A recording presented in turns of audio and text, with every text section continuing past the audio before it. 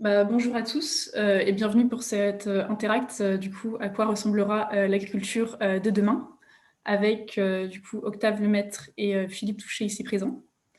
D'abord, je vais commencer par me présenter rapidement. Je m'appelle Valentine Lepelletier, j'ai 21 ans et du coup, je suis actuellement en première année du Master Operation Management à IESEG et je suis la responsable du pôle action de ACT, du coup, l'association qui organise cette conférence ce soir, et je vais du coup animer cette conférence avec l'aide d'Alia. Bonjour à tous, moi c'est Alia et je suis membre du pôle action depuis à peu près un an et actuellement en troisième année à l'IESEG. Et du coup, en attendant que tout le monde se connecte sur le Zoom, on a prévu un petit sondage pour vous, pour voir un peu vos connaissances sur l'agriculture et pour commencer un peu à introduire le sujet. Du coup, on va commencer avec la première question.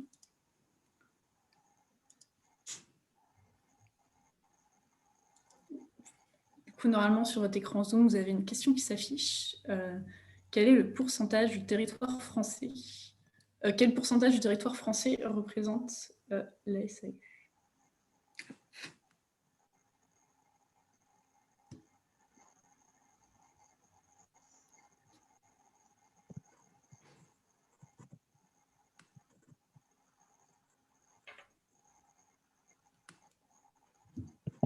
Donc si tout le monde a voté,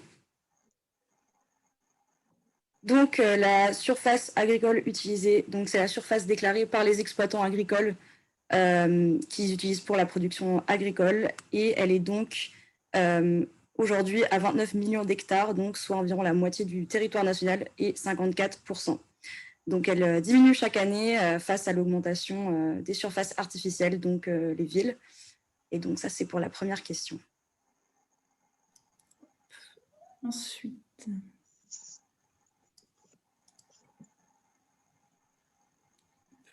du coup, on peut voir que vous n'étiez pas très loin de la bonne réponse, avec 41% qui avait dit 46%.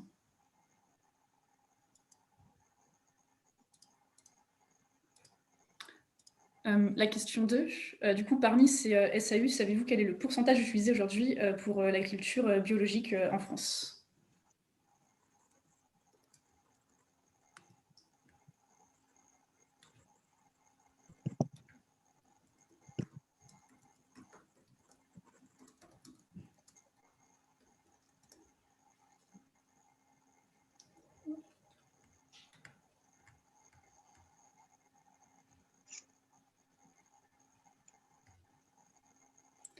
Je pense que tout le monde a répondu. Du coup, en 2019, la part de surface en agriculture biologique s'élevait à 8,5%. Et du coup, parmi ces 8,5%, ça représente environ du coup, 10% des exploitations totales du secteur agricole, ce qui fait environ 47 000 exploitations avec un peu plus de 2 millions d'hectares. Et le programme Ambition Bio 2022 prévoit un objectif du coup de 15% de la SAU agricole biologique pour 2022. Donc on espère qu'ils vont réussir à atteindre cet objectif. Et donc, on passe à la question. Ouais. Donc, d'après vous, dans le monde, quel est le pourcentage d'eau douce consommée par l'agriculture? Donc, peut-être que vous connaissez celle-là. On entend ça souvent dans les médias.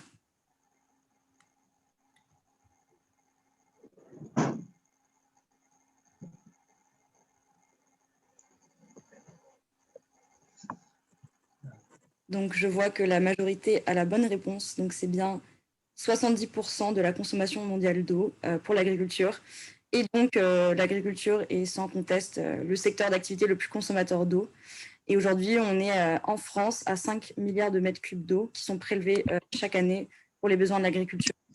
Donc, elle varie évidemment d'année en année, mais la part la plus importante, 60% de cette eau est prélevée pour l'irrigation. On va maintenant passer du coup à la quatrième question. En 2018, selon vous, quelle est la quantité totale de produits phytopharmaceutiques, autrement dit pesticides, qui a été vendue en France?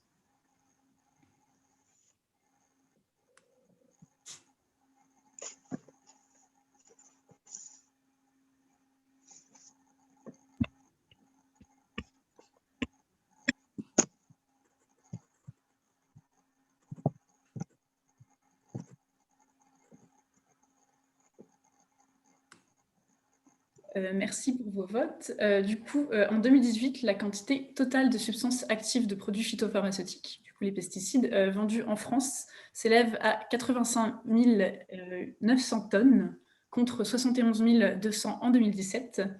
Et la quantité de substances actives vendues par distributeur varie d'une région à l'autre. Et elle atteint en moyenne 3200 tonnes par région. Mais il y a une forte disparité dans cette répartition avec 3 régions qui recueillent le quart de ces ventes. Du coup, c'est la Champagne-Ardenne, l'Aquitaine et le Languedoc-Roussillon. Et du coup, on voit que les gens commencent à venir petit à petit. Donc, pour cette dernière question, quel pourcentage des émissions de gaz à effet de serre représente la production agricole en France?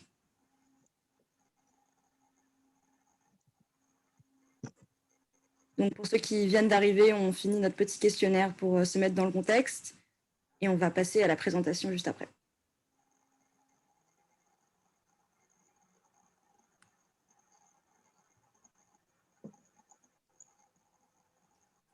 Et donc, la bonne réponse, c'est 20%. Donc, la production agricole représente 20% des émissions territoriales françaises. Donc, ça comprend évidemment les gaz à effet de serre liés à l'élevage, des engins, des serres, etc., qui sont émis sur le sol français. Et donc, l'agriculture se positionne en deuxième place. La première place, évidemment, ce sont les transports avec 30% d'émissions. Donc, pour ce petit sondage, je pense qu'on est bon. Donc, avec ce petit questionnaire, on a pu voir qu'aujourd'hui, l'agriculture est un secteur essentiel, mais qui pollue énormément notre planète et qui participe au réchauffement climatique, comme vous le savez tous. Mais aujourd'hui, on va voir que certaines méthodes existent pour pratiquer une agriculture plus respectueuse de l'environnement et beaucoup plus responsable. Et pour ça, nous avons nos 2 intervenants. Valentine, je vais te laisser présenter. Oui. Alors, tout d'abord, merci à tous d'être là. On va recommencer par faire une petite présentation. Du coup, je me représente vite fait. Je m'appelle Valentine Lepelletier et je suis aujourd'hui la responsable du pôle action de chez ACT. Et avec Alia, qui fait également partie de ce pôle action, on va aujourd'hui vous animer cette conférence sur à quoi ressemblera l'agriculture de demain. Je vais commencer par vous présenter rapidement l'association ACT. Du coup, ACT Lille, c'est l'association écologique de l'école de commerce du coup IESEG Lille, qui est basée également à Paris. Et en se basant sur notre volonté d'agir et d'engager IESEG dans sa transition écologique, nous proposons divers événements et alternatives afin d'atteindre la neutralité carbone sur le campus de IESEG. Et toute l'équipe ACT est aujourd'hui ravie de vous accueillir pour découvrir du coup ces méthodes de l'agriculture qui sont plus respectueuses de l'environnement. Et du coup, avant de commencer donc, cette petite conférence, on va vous présenter un peu les règles. Donc, ce format de conférence est participatif, donc vous êtes vraiment invités à poser vos questions dans le chat ou à vive voix, c'est comme vous voulez. Sinon, à la fin, vous aurez du coup l'occasion de poser vos questions. Mais pour le confort de tous, s'il vous plaît, éteignez vos micros et ça ferait plaisir de vous voir. Donc, n'hésitez pas à allumer vos caméras pendant la conférence. Et comme on a précisé au début, cette conférence est enregistrée et sera peut-être diffusée sur notre YouTube. Donc, si vous ne souhaitez pas être filmé, du coup, ne mettez pas votre caméra. Donc, aujourd'hui, on a le plaisir d'avoir Octave Lemaître et Philippe Touchet. Donc, merci beaucoup à vous deux d'être là parmi nous ce soir. Mais du coup, qui de mieux pour se présenter que vous-même? Donc, on va passer aux présentations. On va vous laisser vous présenter et l'entreprise que vous présentez et que vous représentez. Et du coup, pour cela, on va commencer par Philippe. Tu vas commencer avec ton PowerPoint que tu nous as dédié ce soir. On te laisse partager ton écran. Bien, bonjour à toutes et à tous. Donc, le temps de vous partager mon écran en même temps, je vais me présenter déjà à titre personnel. Donc, moi, j'ai 38 ans. Alors, je suis en train de faire n'importe quoi. J'ai 38 ans, je suis ingénieur agricole. Et puis, donc, j'ai fait mes études à l'ESA d'Angers. J'ai travaillé d'abord en premières années dans le Grand Ouest sur les questions d'installation et de transmission des exploitations agricoles. avant de basculer sur les thématiques de l'énergie et du changement climatique auprès des agriculteurs, ensuite auprès des collectivités et des entreprises et des filières. Donc, je suis monté jusqu'à Paris pour travailler ça au plus près des décisions nationales et européennes. Et puis, en 2017, j'ai décidé de repartir sur le terrain pour travailler sur les questions d'agronomie en chambre d'agriculture, donc en conseil production végétale aux agriculteurs, en encadrement d'une équipe d'une quinzaine de conseillers. Et depuis septembre 2020, j'ai rejoint donc le groupe Carré que je vais vous présenter en tant que directeur innovation et développement au service de l'évolution des pratiques pour nos agriculteurs et notre groupe, avec un projet un peu particulier qui s'appelle la ferme pilote en agroécologie performante. Alors, la ferme pilote, c'est celle que vous voyez sur… Est-ce que vous voyez bien déjà? Oui, c'est nickel. Valentine, Alia, c'est bien? Ouais. Donc, sur la photo que vous avez, qui est une vue aérienne, vous voyez les toits rouges des bâtiments qui sont les bâtiments de la ferme pilote, le bâtiment d'exploitation à droite, le bâtiment où on accueille nos formations à gauche, qui est juste à côté du groupe Carré. Et puis, vous voyez une partie du parcellaire de la ferme où vous avez plein de petits carrés, puisqu'on a pas mal d'expérimentations en micro ou mini parcelles qui se font sur la ferme. Donc, le groupe Carré dans lequel je travaille, nous, je ne sais pas, vous me direz si on est les méchants ou pas. On est un groupe de distributeurs. Donc, on a été créé, c'est une entreprise familiale créée dans les années 1930 par la famille Carré du même nom, qui sont agriculteurs et devenus négociants. On a un chiffre d'affaires de 230 millions d'euros. On a 6 métiers qui vous sont présentés à côté, puisque en fait, on travaille le grain, on récolte les céréales auprès des agriculteurs, on le stocke, on le sèche, on le nettoie si besoin. On vend les céréales sur des marchés intérieurs et marchés export. On a des métiers d'approvisionnement, puisqu'on vend des engrais et des produits phytosanitaires, donc des pesticides aux agriculteurs pour s'occuper de leurs plantes. On vend des semences aussi. On a toute une activité auprès des éleveurs pour la production animale avec une filiale de vente d'aliments du bétail et d'oligo. On appuie tout ce qui est production végétale avec une équipe de 45 techniciens sur le terrain, et puis des services et des outils d'aide à la décision, notamment pour le choix des interventions sur le terrain. On a à peu près 180 collaborateurs sur 6 départements. On est sur toute la région Hauts-de-France et une petite partie des Ardennes. Notre activité, donc, je vous ai dit, c'est la base du métier, c'est le commerce de grains. Et donc, on collecte chaque année à peu près 860 000 tonnes de céréales sur 87 points de collecte et auprès de 4 500 agriculteurs clients. S'il y en a qui souhaitent avoir la différence entre une coopérative et un négoce, qui pourrait être une question, vous me la poserez à la suite. Alors, la ferme pilote, donc c'est une ferme familiale qui est associée historiquement au négoce, donc qui se situe à Gouy-sous-Bellone, dans le Pas-de-Calais, à proximité du siège. Pilote parce qu'on a beaucoup d'expérimentation. On est aussi membre d'un réseau qui s'appelle le réseau DEFI pour la réduction des phytosanitaires, avec 7 techniques qu'on utilise au quotidien pour la protection intégrée des cultures. La ferme fait 190 hectares, elle est dominée par une moitié de céréales, mais on a aussi l'ensemble des cultures plutôt industrielles qui sont assez représentatives de la région des Hauts-de-France, donc avec des betteraves, des pommes de terre pour des frites, du maïs, des endives et du lin.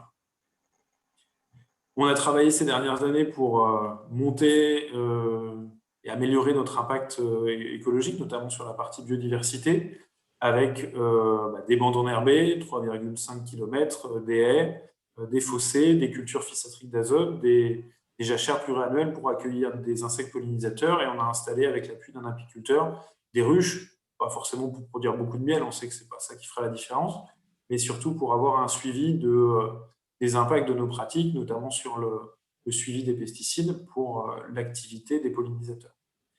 Et vous voyez, on parlait aussi, c'est vrai que l'agriculture, ça sera peut-être un des éléments de débat, c'est des impacts, mais c'est des impacts parce qu'on produit quelque chose, et donc sur la ferme de 190 hectares, chaque année, sur 2 productions principales que sont le blé et les betteraves, par exemple, on nourrit l'équivalent de pas loin de 4000 personnes avec la production de plus de 2000 baguettes et 300 000 paquets de sucre.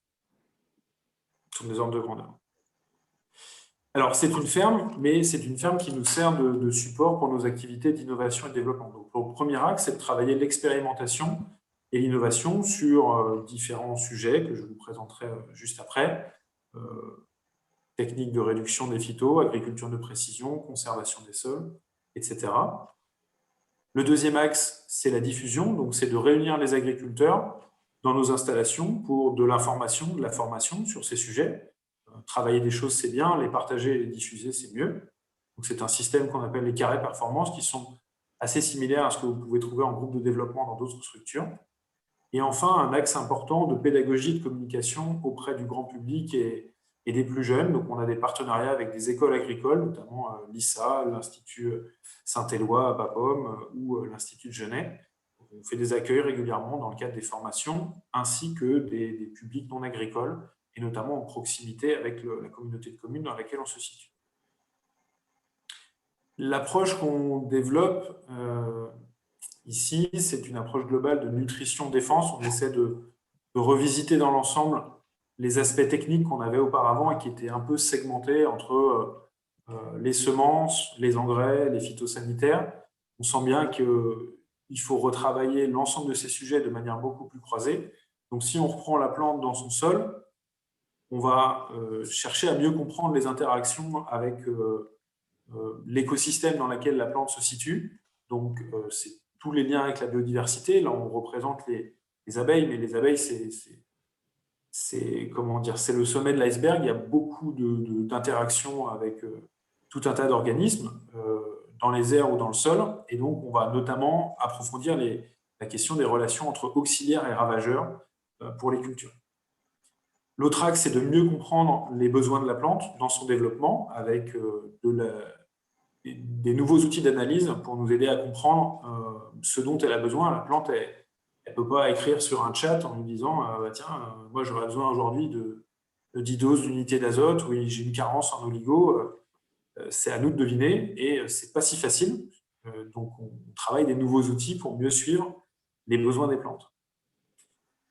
On s'intéresse de plus en plus à le compartiment caché en sous-sol, enfin, pas très profond, mais qu'on ne connaissait peut-être pas suffisamment, sur les interactions au niveau du sol, donc les aspects physico-chimiques qui sont sans doute les mieux connus, mais de plus en plus l'activité biologique, donc tout ce qui va se passer dans le milieu vivant, entre le sol, la plante, les compartiments d'air qui se passent à cette échelle.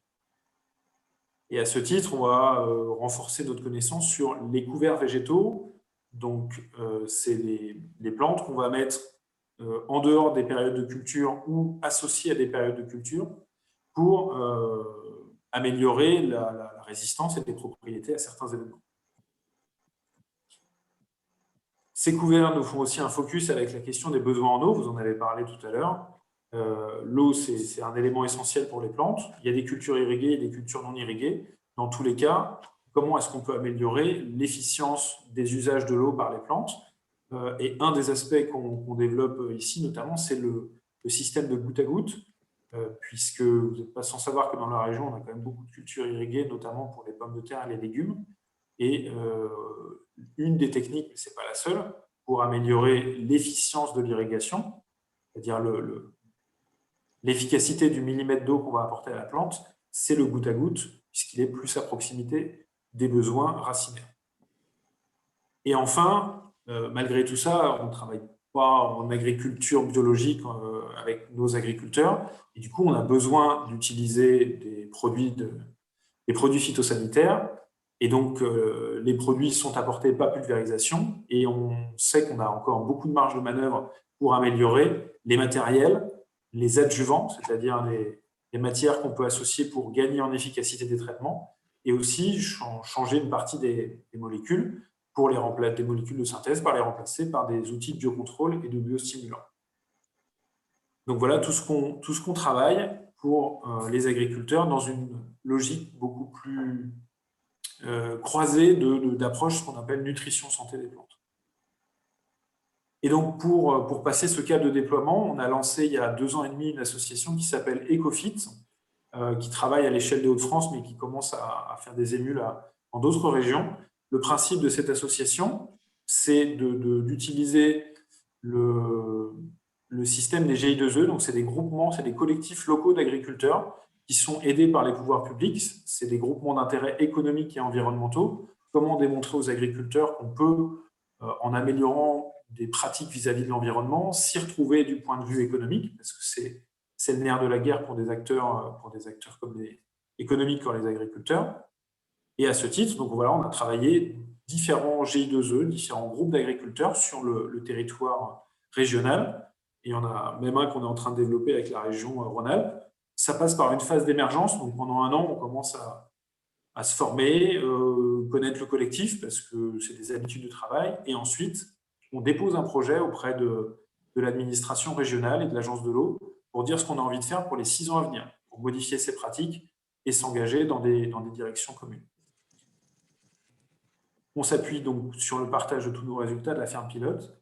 Et ce qui est important, c'est tout un cercle de partenaires. Parce que faire évoluer des choses sur son exploitation, c'est bien, mais il faut être sûr que votre partenaire qui commercialise votre produit, par exemple comme le groupe Carré pour les céréales ou l'industriel McCain pour ses pommes de terre, il va s'y retrouver sur les critères de qualité, sur les volumes, sur la disposition de votre produit.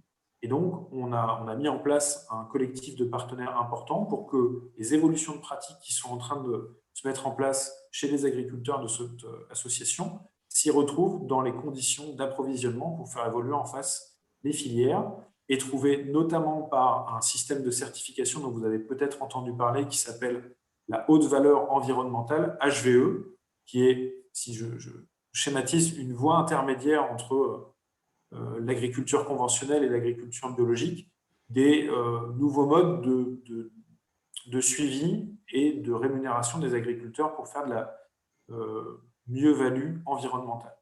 Donc voilà, on y travaille, ça commence à porter ses fruits puisqu'on en est à plus de 150 agriculteurs qui sont engagés avec nous dans cette association à l'échelle des Hauts-de-France. Il y a d'autres régions comme Rhône-Alpes qui viennent nous dire tiens, votre système nous semble intéressant, on va sans doute faire quelque chose de même chez nous. Et on a plus d'une douzaine de partenaires filières qui sont engagés à nos côtés pour faire évoluer les choses à grande échelle. Quand vous avez vu des grands noms comme Mondwell ou McCain, c'est pour faire des choses à grande échelle. Et enfin, depuis ce début d'année, là, on a réussi à emmener avec nous 60 agriculteurs qui sont certifiés niveau 2 sur la certification environnementale et une quinzaine d'agriculteurs qui, en 2 ans, ont atteint le niveau haute valeur environnementale avec nous. Ce n'est pas beaucoup dans un premier temps, mais je vous assure que c'est quand même des niveaux d'effort importants et ça commence à changer la donne un peu à l'échelle des Hauts-de-France. Et voilà, j'en aurai terminé avec, j'espère, des éléments là-dessus, puis on va continuer à échanger ensemble et je vais laisser la parole à Octave. Merci pour cette présentation. Du coup, Octave, je te laisse continuer, présenter la ferme de recueil. Ouais, merci Philippe, c'était hyper intéressant de découvrir une ferme dans le domaine des céréales parce que c'est un univers agricole que je connais très mal. Parce que, comme tu le sais peut-être, comme vous le savez, je suis maraîcher. Donc, c'est vraiment pas le même type d'agriculture et c'est assez peu comparable parce qu'on n'est pas sur les mêmes surfaces, etc. Moi, je m'appelle Octave Lemaître, j'ai 26 ans et je viens de créer la ferme du Recueil avec 2 autres associés. On a démarré il y a un an, en fait, le jour du confinement. Et avant, je n'étais pas du tout issu du milieu agricole.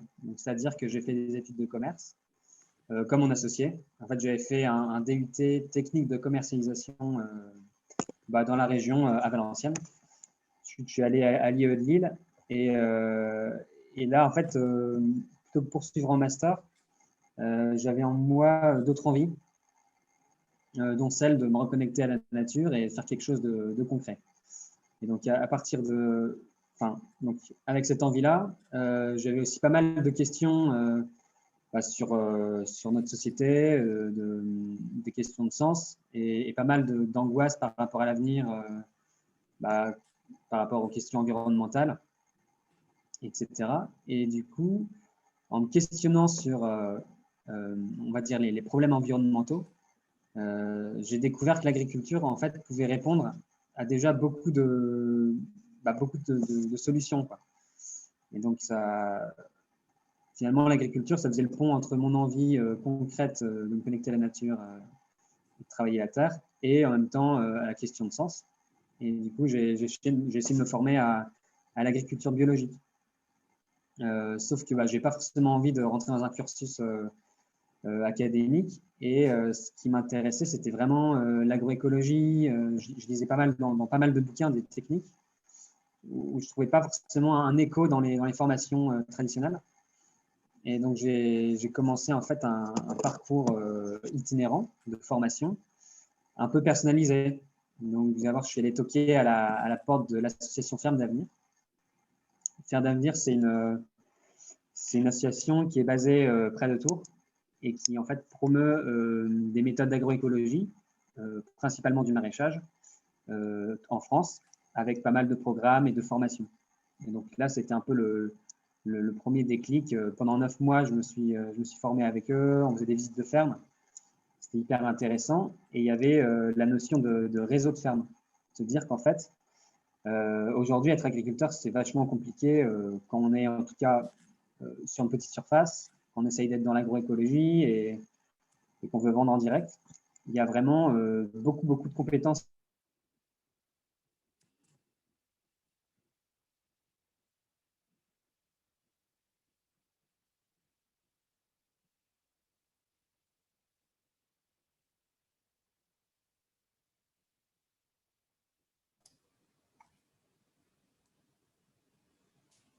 Alors, Octave, je crois qu'on ne t'entend plus.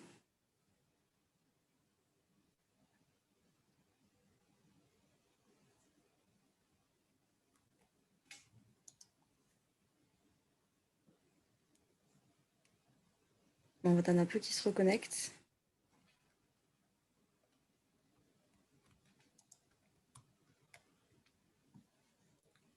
Sinon, en attendant qu'Octave revienne, peut-être Philippe, depuis tout à l'heure, on parle pas mal d'agroécologie et il y a pas mal ici, on va dire, d'étudiants en école de commerce. Est-ce que vous pourriez un peu donner une définition simplifiée de ce qu'est pour vous l'agroécologie?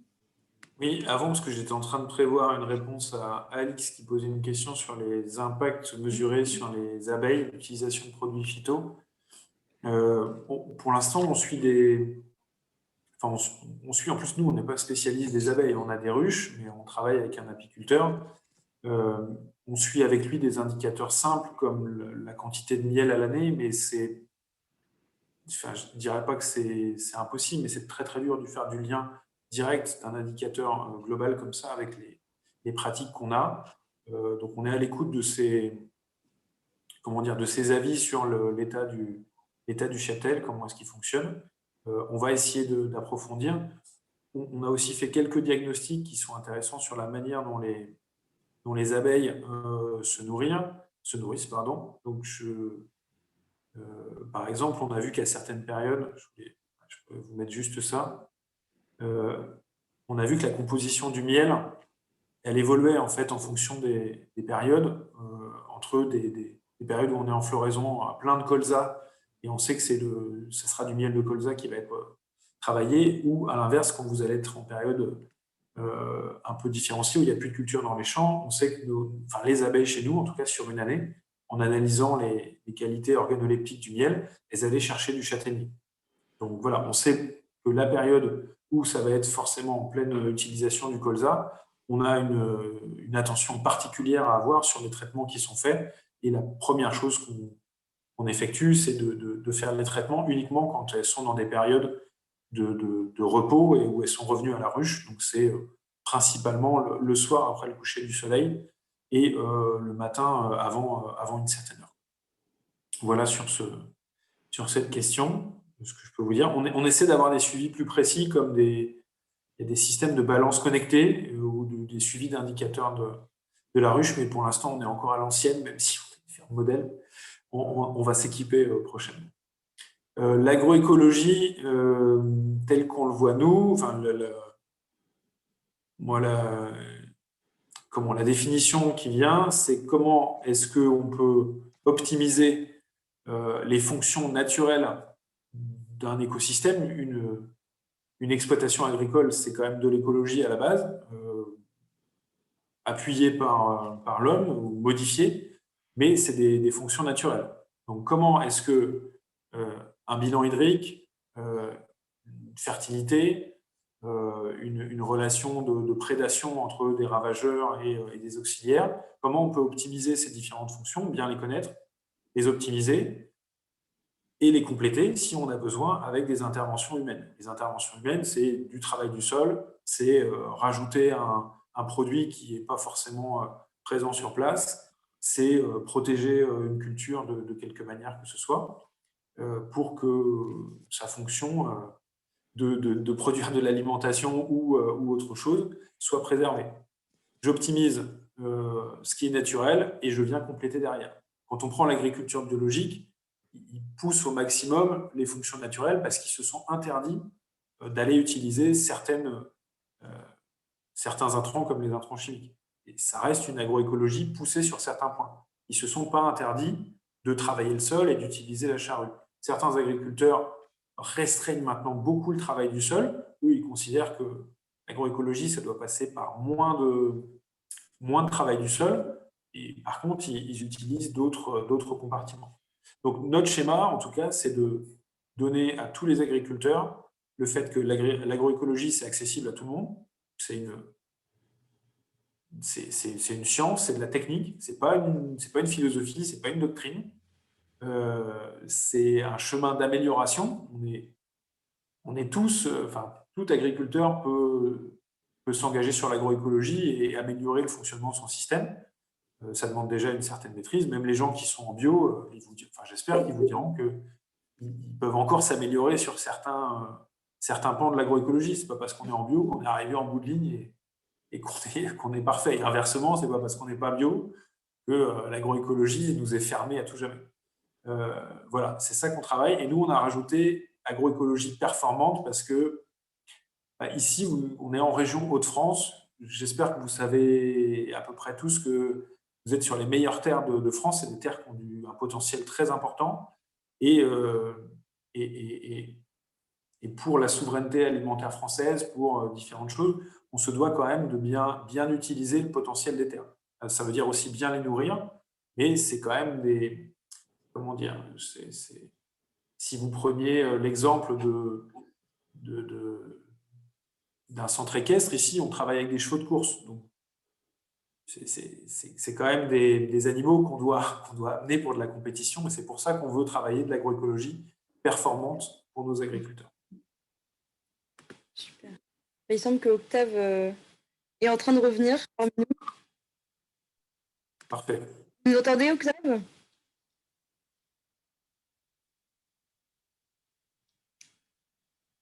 Est-ce que vous pouvez parler pour voir si on vous entend ?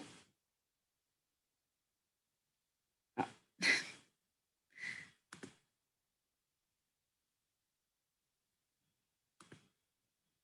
Ben, c'est pas grave, on va attendre qu'ils reviennent.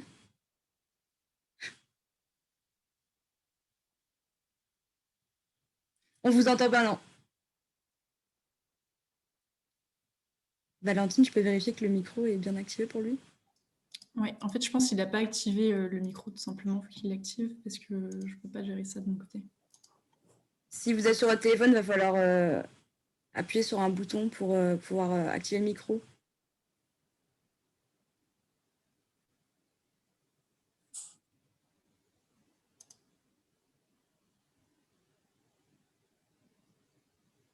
Ou sinon, mettre des Peut-être qu'on écouteurs. peut lui envoyer un message par le chat pour lui dire où appuyer, parce que je ne sais pas s'il nous entend en fait.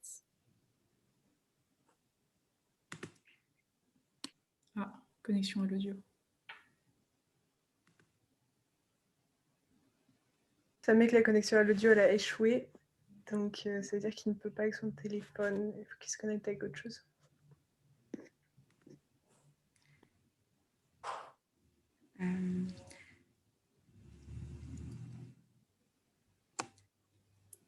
Ou sinon, Octave, si vous nous entendez, peut-être essayer avec des écouteurs si vous en avez près de proximité.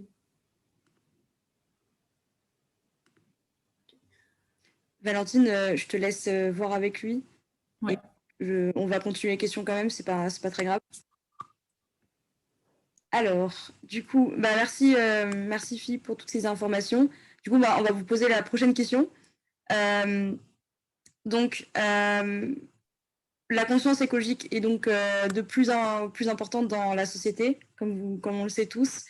Et nous, en fait, on aimerait savoir pourquoi vous êtes lancé dans l'agriculture et plus particulièrement dans l'agroécologie. Et est-ce qu'il y a un type d'agriculture plus respectueuse de l'environnement? Et est-ce que vous avez fait ça par conviction écologique ou plutôt par opportunité? Donc voilà, on aimerait savoir un peu plus sur vos convictions. La question, elle est à titre personnel ou elle est pour l'entreprise que je représente? Ou les deux? Les deux. On aimerait savoir vraiment personnellement qu'est-ce qui vous pousse à faire ce que vous faites aujourd'hui. Ok. Bon, alors je vais revenir un peu sur le côté personnel. Moi, j'avais démarré des études dans l'environnement au départ. Enfin, j'ai quand même de la famille agricole, donc ça m'a toujours resté on va dire dans l'écosystème. Après, je n'étais pas forcément parti pour faire de l'agriculture. J'ai commencé des études en environnement et les questions d'écologie m'avaient beaucoup intéressé. Je me suis rendu compte que quand on veut bosser dans l'environnement, en tout cas là où il y a du boulot, c'est soit dans le secteur industriel, soit dans l'énergie, soit dans l'eau, soit dans les déchets. Mais ce n'était pas forcément moi ce qui m'intéressait et que je reviens à la première question que vous avez bossé tout à l'heure, c'est que l'agriculture, c'est plus de la moitié du territoire. Qu'à un moment, si on veut faire bouger les choses à une grande échelle, ça doit se passer avec l'agriculture puisque c'est plus de la moitié du territoire. Et donc, je me suis réorienté sur ce type d'études. J'ai appris beaucoup de choses que je ne connaissais pas, d'autres choses que je pensais savoir qui se sont révélées à côté de la plaque. Et puis après, c'est le contact auprès des agriculteurs qui m'a fait aussi évoluer et réfléchir en disant que oui, il faut bouger les choses. Moi, c'est ce qui m'a toujours motivé. Et après, vous avez deux manières schématiquement, deux manières de voir. Soit vous prenez les gens qui sont dans l'alternative et puis vous les faites évoluer. Donc, ça peut être par exemple de travailler avec des agriculteurs très avancés sur l'agriculture biologique ou sur les circuits courts, etc., et accompagner des alternatives. Soit vous essayez d'accompagner une plus grande majorité d'agriculteurs. Vous savez que les efforts à accomplir sont peut-être plus importants. C'est peut-être plus ce qu'on appelle la marge des petits pas, mais vous emmenez plus de monde. Donc moi, j'ai toujours un peu préféré cet aspect-là, d'être à l'intérieur pour faire bouger les choses. Et c'est ce que j'ai fait dans mon parcours et c'est ce que je fais ici aujourd'hui, puisque on est dans un grand groupe, on vend des engrais, on vend des phytosanitaires, on achète des céréales, on exporte. Mais justement, on est au cœur de la machine. Quand vous avez eu la première crise du Covid, le premier confinement, où tout s'est arrêté, vous savez qu'il y a certaines chaînes qui ont continué à fonctionner, et c'était le cas des agriculteurs, qui ont continué coûte que coûte. Ici, les gars, ils ont continué les silos, il fallait quand même être sûr qu'il y ait suffisamment d'engrais, parce que c'était en pleine période de croissance des plantes, en plein mars-avril, où il y avait peur d'avoir des ruptures, etc. Et donc là, c'était vraiment l'alimentation en jeu. Et c'est quand même important de savoir que l'alimentation complète, la chaîne tient. Les péniches arrivent, les camions, les tracteurs continuent de marcher et les agriculteurs continuent de fonctionner. Et à l'intérieur de ça, sachez que ce n'est peut-être pas si visible dans les médias, mais il y a des vrais tournants qui se prennent dans le milieu agricole en ce moment. Tous les agriculteurs se posent énormément de questions à leur niveau. On sait qu'on ne pourra plus... de toute façon, ils ne font déjà plus comme avant. On dit encore, j'ai presque tendance à le dire, on sait qu'on ne pourra plus faire comme avant, mais il faut vous rendre compte que les agriculteurs, et ce qui est le plus dur pour eux, pour les générations actuelles, c'est qu'on leur dise qu'il faut... Ils savent qu'il faut faire plus, il faut faire mieux, mais qu'on ne commence pas par dire que ils ont déjà fait beaucoup d'efforts, que c'est plus comme avant, que les gars, tous les jours, ils sont sur la météo, ils vérifient, est-ce que je peux sortir à les traiter? S'il n'y a pas les bonnes conditions de vent, j'y vais pas, je vais reporter, je vais régler les équipements au plus fin. Nous, on travaille avec des agriculteurs, on en est sur de la... C'est une partition de musique, ce qu'ils vont faire dans les champs pour être aux petits soins avec leur culture, même si c'est des grands hectares. Les gars qui ont des animaux, ils analysent des tas de données pour être sûr que l'alimentation va bien, qu'on va essayer de mettre moins d'antibiotiques. Enfin, c'est devenu de la précision, il n'y a pas que ça. Il y a des agriculteurs qui sont en train de revoir complètement le logiciel sur l'agronomie. Ils vous parlent de thé de compost, mais à différentes échelles pour substituer des produits chimiques. Enfin, il y a des mouvements extrêmement importants qui sont en cours, des fois avec presque des clashs idéologiques au sein même des agriculteurs, des clashs de génération. Et c'est ça qui fait avancer les choses. Et voilà, je suis super content d'être dedans. Pour notre entreprise, il y en a beaucoup en ce moment, même les firmes phytosanitaires qu'on côtoie très souvent. Tout le monde est en train de préparer la suite. Il faut produire encore différemment.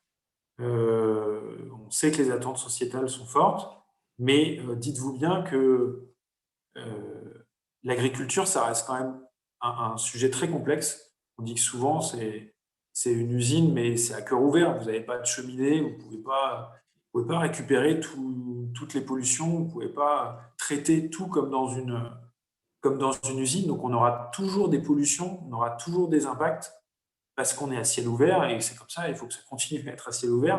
On ne va pas faire que de l'agriculture en caisson. L'idée, c'est quand même d'équilibrer au mieux, de diminuer les impacts négatifs et d'améliorer les impacts positifs. Mais vous ne pourrez jamais avoir une agriculture qui sera à zéro impact parce que ça veut dire que vous n'êtes plus dans le vivant, vous n'êtes plus dans le naturel. La nature est imparfaite et c'est pour ça que voilà, c'est pour ça qu'on l'apprécie aussi. C'est pour ça que les agriculteurs, ils adorent leur boulot parce que chaque année est différente, chaque parcelle est différente, les plantes sont différentes et on ne peut pas tout régler à coup de, même si on les utilise, on ne peut pas tout régler à coup d'algorithmes ou de recettes bien faites. Voilà, j'ai mis un peu de tout, hein, désolé. Non, mais c'est super intéressant. Mais voilà, c'est ce que j'avais à vous dire. Et du coup, alors on n'a toujours pas... Octave est toujours encore un peu perdu, je crois, mais il y arrive. On est en train de régler ça. Mais en attendant, du coup, vous pensez du coup que l'agriculture du coup de céréales, est-ce que vous pensez vraiment que cette agriculture peut ne pas se passer de pesticides? Qu'est-ce que vous imaginez dans le futur pour arriver à zéro pesticide? Est-ce que vous pensez que c'est possible? Alors, la réponse se fera en deux temps. Zéro pesticide tel que vous l'entendez, non, je ne pense pas. Mais de toute façon, zéro pesticide tout court, c'est impossible. C'est impossible parce qu'il faut vous savoir que même en agriculture biologique, on utilise des pesticides. Sauf que c'est des molécules naturelles. On protège quand même les cultures. Même en agriculture biologique, même en biodynamie, on utilise certains produits qui ont pour vocation de tuer certains insectes, de tuer certains champignons et de limiter, voire de tuer certaines mauvaises herbes. Ce sont des outils pour protéger les plantes. Donc, c'est les pesticides. Après, il y en a qui sont naturels, il y en a qui sont semi-naturels, il y en a qui ne sont pas naturels du tout. Donc, on aura toujours des pesticides et ils auront toujours des impacts. Sachez qu'un produit naturel, on commence à utiliser des huiles, j'y viens après sur votre réponse, mais on commence à utiliser des huiles essentielles en agriculture. Vous utilisez peut-être aussi chez vous. C'est des produits naturels, c'est très bien, mais mal utilisés, en santé humaine comme en santé végétale, une huile essentielle, ça peut faire des dégâts. Ça peut faire des dégâts sur la plante, ça peut faire des dégâts sur l'environnement. Donc, vous connaissez l'adage, hein, tout est poison, rien n'est poison. La question, c'est la dose. Donc, les pesticides, c'est comme les médicaments. Il y a du chimique, il y a du naturel, mais toute la question, c'est les usages et la dose. Maintenant, sur les pesticides de synthèse, qu'est-ce qu'il est possible de faire? De toute façon, on a on a un engagement à réduire. Vous savez qu'à la suite du Grenelle de l'environnement en 2007-2008, on a fixé un objectif aux agriculteurs de diminuer de 50% les pesticides d'origine de synthèse. Tout le monde était très enthousiaste, mais en fait, on avait déjà fait beaucoup d'efforts et c'est quand même très compliqué de faire des évolutions dans ce sens-là. Donc, c'est en cours. On peut réduire, on va continuer à réduire les produits phytosanitaires de synthèse pour différentes raisons. Des raisons techniques. Aujourd'hui, il y a des molécules qui n'ont plus la même efficacité qu'elles avaient auparavant. Et donc, de toute façon, à un moment, on se rend compte que certains bioagresseurs, donc soit des insectes, soit des champignons, s'adaptent plus vite que ce qu'on met de nouvelles molécules sur la table. Donc, plutôt que d'être dans une course à la vitesse sur développer une nouvelle molécule le temps que le champignon s'adapte, il vaut peut-être mieux chercher une autre stratégie parce que ça nous coûte trop cher d'essayer de trouver la parade. Deuxième chose, chaque année, c'est la réglementation. Vous avez des molécules. On analyse chaque produit phytosanitaire qui est mis sur le marché dispose de ce qu'on appelle une autorisation de mise sur le marché, une AMM. Et pour avoir cette autorisation, sachez que les firmes phytosanitaires, des noms que vous connaissez, des Bayer, des BASF, de Sangos, Monsanto et compagnie, ils font 10 ans d'études, ils mettent des tas d'études sur la table, des études en labo, des études au champ, des études sur des rats et tout ça. Et ça coûte énormément. Et de plus en plus, ils ont des produits qui sont retirés parce qu'on estime qu'ils ont des risques, des dangers pour l'homme. Donc à un moment, eux, c'est pareil, ils investissent moins sur le développement chimique parce qu'à un moment, ça ne leur rapporte plus assez. Parce que la réglementation est comme ça. Et enfin, il y a des changements qui s'opèrent, je vous disais, dans la manière de fonctionner. Aujourd'hui, on ne va plus chercher un problème, une solution. Il faut vous faire le même parallèle qu'en santé humaine. Quand vous êtes malade, vous prenez un médicament. Non, on va essayer de changer de braquet, quoi. Quand vous êtes malade, pourquoi vous êtes malade? Est-ce que c'est quelque chose qui vient de votre situation, d'un état de stress? Est-ce qu'il ne faut pas regarder ça en lien avec votre alimentation? Est-ce que c'est en lien avec votre activité physique? Est-ce que c'est... Enfin, vous allez chercher pas un problème, une solution, mais des problèmes qui peuvent être corrélés entre eux. Il y a peut-être des solutions qui vont avoir des éléments de réponse. Donc, on travaille de plus en plus comme ça pour l'agriculture. Et donc, on va chercher à trouver cette fois ce qu'on appelle des biostimulants, donc des molécules naturelles. On trouve plein d'extraits maintenant qui permettent aux plantes d'être en meilleure santé pour que, par exemple, elles utilisent, on ait moins de produits phytosanitaires pour les traitements. On va chercher à combiner du désherbage mécanique dans l'interrang, c'est-à-dire là où il n'y a pas de culture, et puis on va mettre du désherbage chimique sur le rang. Donc voilà, on mixe de plus en plus des solutions complexes, des solutions multiples pour arriver à cette baisse de phytosanitaire. Mais je vous redis en conclusion, avant de laisser la parole à Octave, parce que je crois qu'il nous a rejoint, on aura toujours besoin des pesticides, quel que soit le système, parce qu'il y a même des pesticides naturels dont on a besoin. Et sur les pesticides de synthèse, on fera une baisse et on va aller dans l'objectif de réduction de 50% là.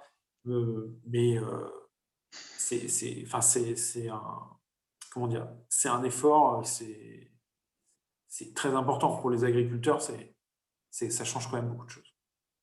Je m'arrête là. Est-ce que vous m'entendez? Je viens de rejoindre le... C'est parfait. Là, je suis sur mobile. J'ai été coupé dans mon élan, mon ordi s'est complètement figé. Donc, je m'en excuse. Il n'y a aucun souci. Est-ce que vous m'entendez bien? Oui, c'est nickel. Bon, super. Et à quel moment ça a coupé? Parce que en fait, je me suis rendu compte après que c'était figé, donc je parlais dans le vide. Alors, je ne sais plus trop, mais si vous voulez, je vous laisse conclure votre présentation s'il y a un message que vous voulez faire passer. Et ensuite, on vous posera à peu près les mêmes questions qu'on a posées à Philippe pour voir un peu de votre côté vos réponses, parce que vous avez deux démarches très différentes, donc ce serait intéressant. Donc, je vais finir et on vous guidera. Alors, rapidement, J'ai fait une formation du coup plutôt originale où je me suis formé avec des cours en ligne pour le maraîchage et puis des woofing, et donc assez peu de manière académique. J'ai quand même fait un master d'agroforesterie au Pays de Galles.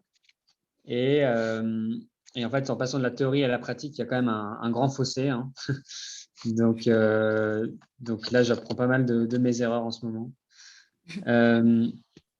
La ferme du Recueil, c'est du coup un collectif d'agriculteurs. On est 3 maraîchers sur une surface de 10 hectares. Donc 1 hectare cultivé par unité de maraîchage. On est en train de mettre des serres, donc 1000 mètres carrés pour chaque unité. Et notre objectif, c'est de vraiment créer un écosystème d'activités autour de la transition alimentaire de manière globale. Donc, dans les activités agricoles, on a pour le moment du maraîchage. Dans quelques mois, il y a une entreprise qui fait de la spiruline. Donc, c'est une algue très nutritive qui va s'installer sur une parcelle. Un apiculteur est déjà en train de faire son élevage d'abeilles, donc l'abeille noire. Et dans la production, on a aussi envie d'accueillir dans l'année à venir un espace test agricole en lien avec d'autres structures qui justement accompagnent les porteurs de projets dans leur période de transition. Donc avec une couveuse qui permet à des agriculteurs d'avoir un cadre juridique pour lancer leur activité en test. Et à la ferme du Recueil, on aimerait du coup accueillir des porteurs de projets autour du maraîchage. On s'inspire de techniques agroécologiques et de bio-intensifs. Et donc l'idée, c'est d'utiliser des manières de faire plutôt traditionnelles, anciennes, mais de les revoir avec des techniques innovantes, des outils du 21e siècle. Et pour la petite histoire, en fait, on s'intéresse pas mal au maraîchage, enfin, aux techniques de maraîchage des maraîchers parisiens du 19e siècle, qui en fait arrivaient à être hyper performants sur une petite surface. Et ces savoir-faire ont été en fait perdus quand Paris a grandi. Et ça a été récupéré par des Anglais puis des Américains qui ont réussi à préserver ces techniques et ils en ont fait ce qu'on appelle le maraîchage bio-intensif. Donc, toute l'idée, c'est de produire de manière durable sur un sol vivant en étant très efficace et en optimisant énormément la surface de culture via des associations de plantes, des trucs comme ça. Et du coup, ces savoir-faire ont été remis au goût du jour par les Américains. Et aujourd'hui, avec le mouvement de la permaculture, on redécouvre cette technique et on y ajoute toute une dimension d'écosystème où en fait, ça va être vachement intéressant de créer tout un écosystème au sein de nos parcelles de culture. Donc concrètement, ça va être mettre des marques de biodiversité dans nos parcelles, entourer notre champ de haies pour créer des services écosystémiques comme briser le vent, donc créer un petit microclimat pour la plante. Ça va être très peu de travail du sol, juste en surface, permettre le passage de semoirs roulants manuels qui permettent de densifier énormément les cultures. Ça va être des techniques comme le paillage, donc couvrir le sol, donc soit avec des bâches, soit avec de la paille. Et puis, à chaque fois, venir nourrir le sol de manière avec des matières organiques. Donc, on utilise très peu d'engrais. Puis en bio, pas de pesticides. Et voilà, donc là, cette année, on a vraiment envie de développer à la ferme une boutique où on pourra vendre en direct notre production. On la valorise vraiment mieux et puis ça nous permet aussi de fidéliser une clientèle. Et en même temps, on pourra en profiter pour faire de l'achat-revente sur certains produits que nous, on ne produit pas et qui permettent aux clients de venir à la ferme et d'avoir une vraie diversité de produits, quoi. Et ce qui nous anime aussi, c'est la transmission. Et donc, on a décidé de faire chaque mois des événements autour de l'agriculture et faire venir différents intervenants. Donc, on va appeler ça les samedis fermiers. Donc, c'est un moment assez festif où on va faire le lien vraiment entre l'agriculture et la ville, parce qu'on est vraiment dans un milieu urbain, tout autour d'une parcelle de 10 hectares quand même, mais c'est la ville. Et donc, on peut aller au-delà de la production, et ce qui en fait une aventure humaine assez marrante. Voilà, je vais peut-être parler un peu vite pour attraper le temps. Non, c'était très clair pour moi en tout cas. Merci beaucoup du coup pour cette présentation et pour nous avoir plus expliqué les méthodes que vous appliquez à la ferme du recueil. Du coup, comme je l'avais dit, on peut aussi voir aussi sur votre site que vous promettez du coup des produits avec zéro produit chimique. On a eu l'occasion d'en parler avec Philippe quand vous étiez déconnecté. Mais du coup, est-ce que vous pouvez nous parler un peu plus du coup de cette démarche, du coup, comme vous avez dit, de ne pas mettre de pesticides? Et ensuite, est-ce que vous pensez que ce serait applicable en fait à toutes les exploitations d'agriculture en France ou pas? Est-ce que ça pourrait du coup à l'avenir se démocratiser? Moi, je m'y connais en maraîchage. Et donc, je pense que, je suis convaincu que c'est possible de se passer de pesticides en maraîchage parce que l'intérêt de notre démarche, c'est de faire de l'agriculture diversifiée. Et donc, en fait, souvent, on utilise les pesticides quand on va être un agriculteur mécanisé. Et donc, on va produire sur une surface qui est conséquente. Et avec le tracteur, les outils du tracteur, il y a beaucoup d'espace entre chaque plante. Et du coup, là, c'est beaucoup plus compliqué de gérer l'enherbement, les adventices, etc. Dans notre manière de faire, comme on est beaucoup plus manuel, on arrive à intensifier nos cultures, ce qui fait que ça laisse peu de place aux adventices, donc les mauvaises herbes. Et du coup, donc on a plusieurs techniques pour gérer l'enherbement et du coup se passer de pesticides. Donc ça va être transplanter dans des bâches, utiliser des bâches qui vont occulter les mauvaises herbes. Après, dans nos semis, donc par exemple les semis de carottes, etc., on va faire des faux semis. Donc c'est-à-dire qu'on laisse pousser, c'est-à-dire qu'on prépare le sol en surface, on arrose comme si on allait semer. Et en fait, c'est un peu un petit piège pour les mauvaises herbes qui vont se dire super, là le sol il est bien, j'ai de l'eau, c'est le moment de pousser. Donc elles vont commencer à sortir de terre. Et là, on met une bâche noire d'occultation. Donc plus de lumière, elle meurt. Et donc toute la banque de graines, finalement, année après année, elle va s'épuiser. Et ce qui nous permet après de venir semer. Et donc après, on va passer des petits outils en début de culture en prévention. Donc, ça s'appelle des RC-tri. Voilà, pour venir enlever les petites plantules. Et donc, c'est en fait cette combinaison de techniques. Là, j'ai oublié le paillage. On vient de pailler aussi les cultures, qui fait que on peut se passer de pesticides pour tous les mauvaises herbes.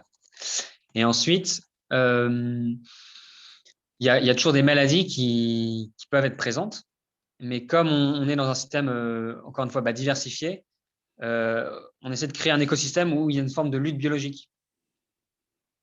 Et donc, en fait, toute notre production n'est pas toujours au même endroit. Mais c'est vrai que quand il y a des choux, là, ils se font attaquer, on va quand même mettre des… Voilà, on va asperger par exemple les feuilles de différents produits mais biologiques, faits de manière naturelle. Et ou alors on peut mettre des filets.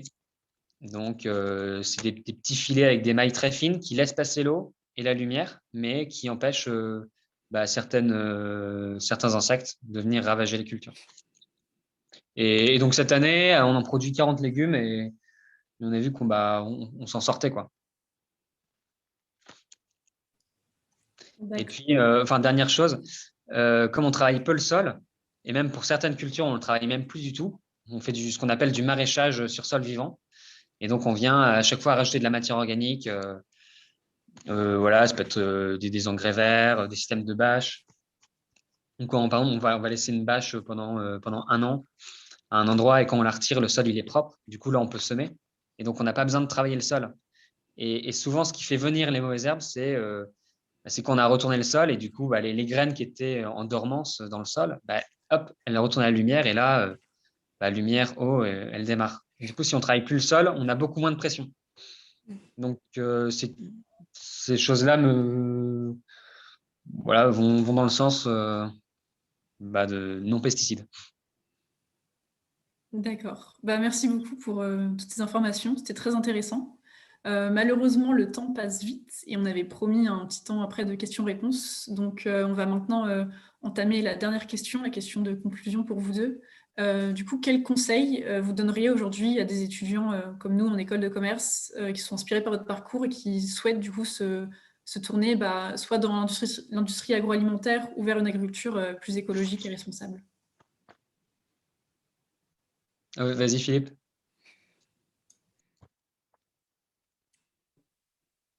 Ça y est, je réactive le son. Oui, il y a plein d'opportunités dans le monde agricole et agroalimentaire. Pour tout métier, aujourd'hui, il y a un jeune qui est arrivé chez nous en mémoire de fin d'études pour travailler, qui a une formation de commerce marketing et qui est arrivé pour travailler sur le développement de nouvelles filières parce qu'on commence à se poser des enjeux. Nous, on est sur le blé et puis on cherche à voir comment on peut trouver de nouvelles cultures qui répondent aux besoins de protéines végétales, donc peut-être du soja, peut-être du lupin, peut-être du pois chiche. Donc voilà, il va travailler sur ces nouveaux marchés. Il y a beaucoup de besoins pas forcément toujours satisfaits. Donc il y a de la place et pour tous les profils, en communication, on en a besoin, en technologie, en modèle informatique, on a besoin de mathématiciens pour créer des algos, il y a besoin de biologistes, on a énormément de besoins de corps de métier pour un secteur qui va continuer puisqu'il y a plein de besoins et c'est un des secteurs où il y a des solutions très importantes pour les défis qui sont devant nous. Je rejoins Philippe là-dessus. En fait, l'agriculture, ça touche à énormément de compétences et de sujets. Et en fait, si on élargit et qu'on met l'agriculture dans un contexte plus global, en fait, il y a plein de secteurs d'activité qui viennent influencer et améliorer l'agriculture. Et donc, en fait, de manière indirecte, en fait, il y a plein de métiers qui peuvent soutenir des manières de produire plus durables. Et donc, en fait, il y a agir pour moi sur le climat, tout ce qui peut aller dans le sens de réduire le CO2, etc. C'est ça qui peut venir derrière, en fait, mettre plus de pression sur les ressources naturelles et qui, de manière indirecte, vient impacter l'agriculture. Et donc, en fait, je trouve que bien comprendre l'écosystème et comprendre que tout est relié entre les différents sujets permet d'agir sur l'agriculture.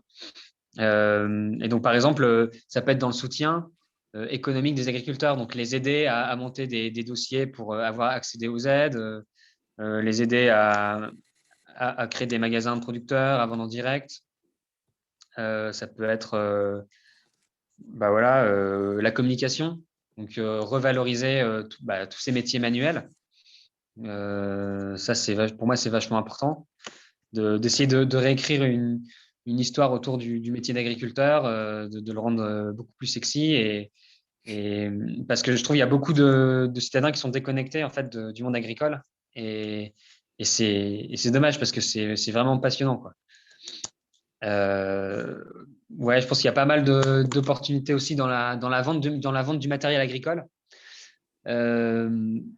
parce qu'il y a beaucoup d'outils en fait innovants qui voient le jour.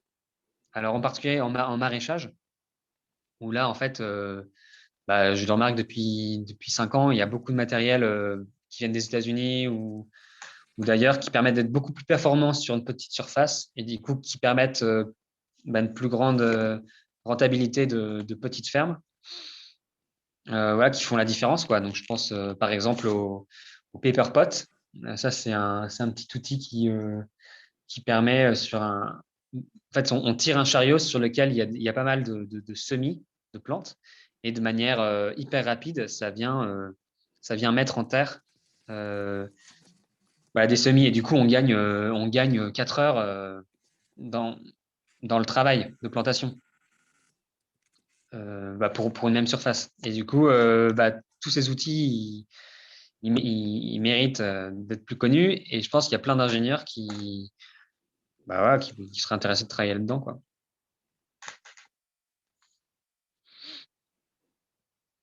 Eh bien, merci pour les réponses à ces questions. Et du coup, on va passer à la deuxième partie. Donc, on va laisser Bettina, qui est ici avec nous, relever les questions dans le chat. Donc, normalement, elle a relevé toutes les questions sur un document. Et du coup, elle va nous les lire et vous aurez le plaisir d'y répondre. Bettina, vas-y. Oui, donc tout d'abord, merci beaucoup parce que c'était super clair et super intéressant. Et du coup, alors, les questions. Il y a Noah qui posait une question. Est-ce que tu veux la poser à l'oral ou tu veux que je la pose? Bon, je vais la poser à l'oral. Je vais la poser moi, du coup. C'était quels seraient les grands principes à respecter pour faire de l'agroécologie? Je ne sais pas qui veut répondre. Je pense qu'on aura des lectures différentes, hein, comme disait Octave, entre ce qui est possible en maraîchage et en grande culture, c'est pas tout à fait la même chose. Après, en culture, on travaille sur ce qu'on appelle la protection intégrée. Donc le principe, c'est prévenir. C'est prévenir. Donc on va essayer de choisir des variétés, choisir des techniques d'implantation qui nous évitent d'utiliser des produits phytosanitaires, qui évitent au maximum que les plantes soient sensibles aux maladies, qu'elles aient le plus de capacité à être résistantes. Prévention. Ensuite, c'est la question de l'observation et de la détection des seuils. Donc, on va s'appuyer sur de l'observation de terrain, agriculteurs, conseillers, pour déterminer le seuil où l'intervention est impérative, et sinon d'éviter d'avoir à faire des traitements où en fait on s'est fait peur alors qu'il n'y avait pas forcément de risque. Et ça, c'est très fin. Dites-vous que quand il faut aller observer et déterminer des pucerons sur les betteraves ou du mildiou sur de la pomme de terre, c'est très, très compliqué. Donc voilà, prévenir, observation, et je termine avec l'intervention. Et donc là, l'intervention, on va chercher autant que possible des techniques alternatives. Donc Octave parlait tout à l'heure de la technique des faux semis pour faire lever des mauvaises herbes et puis après les récupérer avant qu'elles arrivent. On peut aussi utiliser du désherbage mécanique. On peut mettre des filets quand on peut sur certaines cultures pour éviter qu'il y ait des ravageurs qui arrivent. Enfin voilà, c'est toutes les techniques alternatives non chimiques. Et en dernier recours, utiliser des produits chimiques quand on n'a pas d'autres moyens à disposition. Donc en culture, en tout cas, c'est quelque chose qui est codifié, qu'on retravaille entre la prévention, l'observation, le déclenchement avec technique alternative d'abord, et ensuite technique chimique.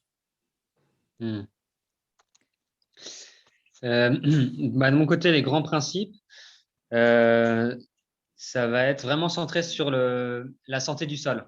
Donc, comment développer un sol vivant qui va permettre aux légumes de trouver vraiment tous les nutriments nécessaires à la bonne croissance et aussi les ressources pour être plus résistants aux maladies et à l'environnement de manière globale. Et donc, préserver les sols, ça nécessite plusieurs techniques. Donc, l'amender, venir en matière organique pour constamment faire grandir la couche d'humus, qui va être nécessaire vraiment pour la plante. Donc, favoriser la vie, donc les vers de terre, etc., les bonnes bactéries.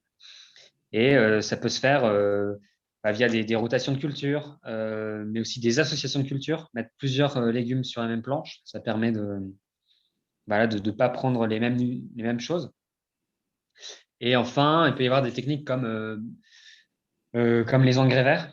Donc, c'est-à-dire qu'en fin de culture, on va mettre une plante qu'on va faire pousser, mais pas pour la consommation humaine, mais vraiment pour venir fixer de l'azote dans le sol, ou pour venir construire le sol avec les racines. Donc, laisser passer, via les racines, laisser passer de l'oxygène, de l'eau, et donc favoriser la vie, encore une fois. Et puis, en fait, ces engrais verts, on peut toujours venir les coucher, semer dedans. Ça, c'est de plus en plus, ou transplanter. Et donc, après, ça va venir en tant que couvert. Donc, voilà. Donc, première chose, vraiment garder les sols vivants. Et enfin, créer un écosystème qui va rendre des services à la ferme en général. Et donc, pour moi, il y a une notion de travailler dans des boucles fermées. Donc, ça va être dans l'écosystème, ça peut être préventif. Donc, j'en parlais tout à l'heure d'agroforesterie, favoriser la lutte biologique, donc installer des nichoirs, installer des hôtels à insectes, mettre des mares pour favoriser que les grenouilles mangent les limaces, etc. Attends, je disais un truc. En principe. Oui, un peu plus, c'est ça. Développer un écosystème. Ok, d'accord. Merci beaucoup. Je pense que ça répond bien à la question. Quelqu'un a levé la main. N'hésitez pas à interagir directement, à poser des questions ouvertement. C'est plus simple que le chat. Moi, j'ai une petite question du coup. Bonjour à tous. Merci beaucoup Philippe et Octave pour cette conférence, même si je suis arrivé un peu en retard malheureusement. Je ne sais pas si vous en avez parlé du coup dans la première partie de la conférence, mais j'avais une question par rapport à la viande. Est-ce que la consommation mondiale de viande a un grand rôle à jouer dans l'agriculture de demain? Et si oui, pourquoi et comment pallier ça? Je pense que en fait, la consommation de viande, ça répond à un besoin de l'homme de protéines. Mais donc, voilà, c'est hyper utile. Mais il y a des alternatives à ces sources de protéines. Mais ça reflète aussi, aussi une culture et, une manière de manger. Et aujourd'hui, en fait, la population elle augmente et on voit que la tendance est toujours au niveau mondial de manger plus de viande. Donc, par exemple, les Chinois, la classe moyenne, elle augmente à fond et donc tout le monde veut maintenant veut manger du porc. Et du coup, en fait, il y a de plus en plus d'élevage de manière globale dans le monde et ça crée des problèmes à la fois sanitaires, mais aussi des dommages écologiques. Donc, typiquement, c'est la viande qui produit le pérégil qui cause la déforestation, etc. Et donc, aujourd'hui, manger plus de viande, ça crée beaucoup plus de pression sur les écosystèmes. Et donc, je pense qu'à l'avenir, il va falloir trouver des alternatives à la viande. Donc, par l'élevage d'insectes, il y a déjà un cinquième de la population qui mange des insectes, la spiruline, mais manger aussi beaucoup plus de légumineuses. Et ça, en fait, je pense que ça demande un vrai changement d'habitude alimentaire. Et culturellement, c'est pas encore gagné. Voilà, mais après, il ne faut pas non plus diaboliser la viande. Et c'est aussi la manière dont on la produit qui peut changer. Et donc, en fait, c'est intéressant de voir qu'un écosystème naturel est souvent lié aussi aux animaux. Et donc, voilà, pendant des générations, les bisons traversaient par exemple les plaines des Amériques et sans pour autant détruire. Parce qu'il y avait une forme de rotation dans le pâturage. Et donc, ils mangeaient là où ils pouvaient, puis après, ils bougeaient. Et puis, en bougeant, ils fertilisaient les différentes zones. Et donc, en fait, ce pâturage tournant dynamique permet, en fait, même de régénérer la biodiversité, de régénérer les pâtures. Et ces pâtures peuvent stocker du carbone. Donc, je pense qu'il faut il faut avoir un œil critique sur, certes, sur la viande, donc bien comprendre les effets néfastes, mais aussi se rendre compte qu'il y a des manières de produire qui peuvent être mieux, plus durables. Ouais, je complète ce que dit Octave. Ayez bien conscience qu'il y a vraiment des gouffres entre comment on fait de l'élevage ici en France et ce qui peut être fait dans d'autres pays. Ici, la plupart des herbivores sont avec des fourrages et sont alimentés avec de l'herbe. Ce n'est pas des feedlots comme les images que vous pouvez voir dans plein de reportages aux États-Unis où c'est ce qu'on appelle vraiment de l'élevage 100% hors sol. C'est sûr que si on devait tous consommer, si tout le monde devait consommer autant de viande que voilà, les Européens ou les Américains, on aurait besoin de 2 planètes. Mais aujourd'hui, c'est pas le cas. Il y a des gens qui mangent pas suffisamment de viande, il y a des gens qui en mangent peut-être un peu trop. Mais comme l'a dit Octave, c'est la manière dont on la produit. Et aujourd'hui, on ne peut pas garder en France tous les stocks de carbone qu'on a dans nos prairies si on ne garde pas de l'élevage dessus. On ne sait pas faire une autre valorisation que de produire du lait et de la viande à partir d'animaux qui savent bien valoriser l'herbe. Et c'est le rôle des vaches, quoi. Et ensuite, il faut qu'on gère les effluents. On parlait de l'agriculture bio ou même d'autres agricultures. Les effluents, les productions de fumier et de lisier, c'est des sources de matière organique et d'azote organique pour une partie des cultures. Donc, si on se prive d'élevage, je sais pas comment on fait de l'agriculture, notamment si on veut faire de l'agriculture bio. C'est une des questions, des fois, que j'ai vraiment envie de poser à des gens qui me disent il faut que de la bio et puis en plus, vous ne mettez plus d'élevage. Franchement, je ne sais pas comment on fonctionne. Oui, en fait, peut-être que ça passe par une réduction je pense, de la consommation de viande de manière globale. Je pense que ça sera un service à la planète. Mais arrêter totalement, en fait, c'est aussi se déconnecter du système vivant où en fait, il y a toujours besoin de l'animal dans un système de production, de près ou de loin. Mais après, c'est des calculs à faire, hein, mais je sais qu'en maraîchage, nous, on met du fumier. Je n'ai pas fait le calcul de combien de chevaux il nous fallait pour notre production.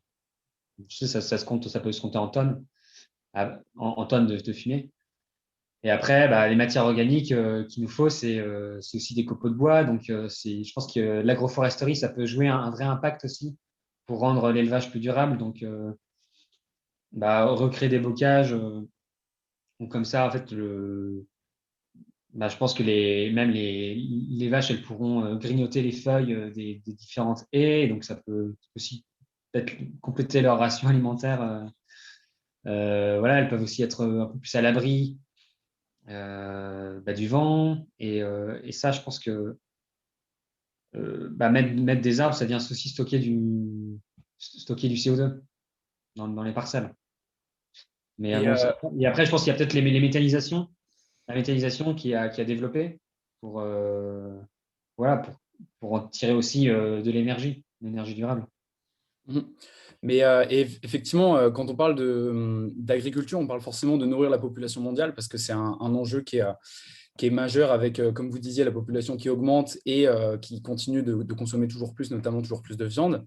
Il y a des études qui disent qu'on pourrait nourrir les quelques centaines de millions de personnes qui souffrent de sous-nutrition si jamais on diminuait drastiquement la viande, voire si on arrêtait. Est-ce que vous croyez à ce genre d'études, ce genre de chiffres?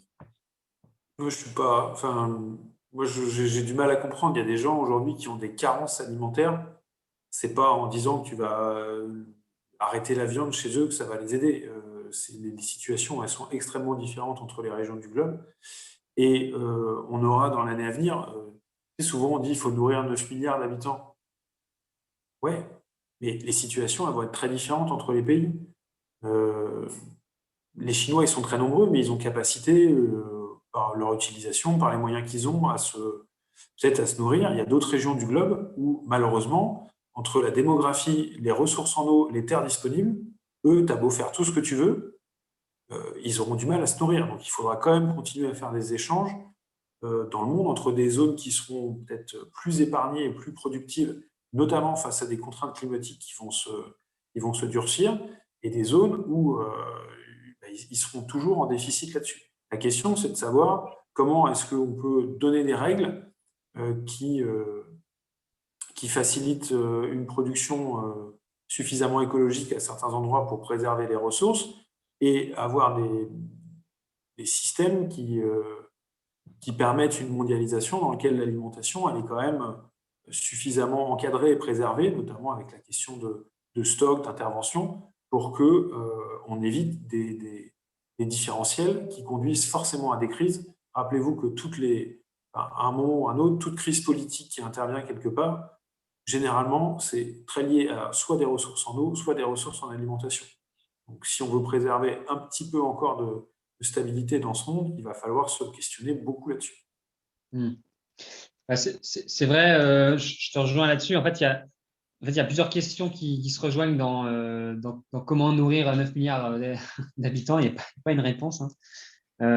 Mais je pense qu'en fait, les carences, elles ne vont pas venir forcément au niveau des protéines. Ou en tout cas, je pense qu'on peut y répondre de manière facile sans augmenter l'élevage, en mangeant des insectes, en faisant du petit élevage de volailles, la spiruline. Enfin, ça, c'est encore très peu connu culturellement, mais ça permet d'avoir des protéines. Je pense que les carences, elles viennent surtout du côté parfois, c'est de la sous-nutrition où en fait, l'homme n'a pas assez de calories alimentaires. Et donc l'agriculture bio dans le maraîchage, c'est bien, mais en fait, malheureusement, c'est une certaine limite parce qu'on ne mange pas que des légumes dans notre vie. C'est peut-être 30%. Enfin, je pense qu'il faudra qu'on double notre consommation de légumes, mais ça ne suffira jamais à ce que l'homme il ait toutes ses calories alimentaires dans sa journée. Et donc, pour moi, un des grands enjeux, c'est développer la souveraineté alimentaire dans chaque pays au niveau des céréales. Et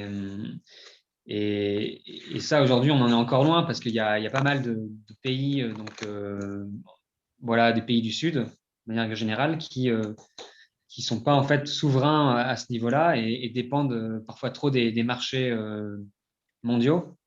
Et donc, typiquement, un désordre politique, ça vient souvent à cause de problèmes alimentaires. Je ne vais pas dire n'importe quoi, mais je crois qu'en 2011, par exemple, il y a une grosse sécheresse en Russie. Et la Russie, c'est un des pays qui commence à produire énormément de blé parce qu'il y avait du réchauffement climatique et du coup, ils peuvent produire beaucoup plus de blé maintenant. Mais c'était une année où il y a eu une grosse pression au niveau de la chaleur climatique. Et du coup, ils ont décidé de réduire leur exportation et de réserver le blé à l'interne. Et du coup, il y a des pays qui n'ont pas assez de blé cette année-là. Et du coup, je pense que la question de l'accès rapide à la nourriture de base, la question des infrastructures, la question de régulation du marché mondial, c'est aussi des questions vachement intéressante pour, on va dire, la sécurité alimentaire, quoi. Donc, il faut pas oublier tout ce côté, on va dire, économique, géopolitique, infrastructure, qui vient se rajouter aux problèmes climatiques et pression des ressources et changement d'habitudes alimentaires. Ouais.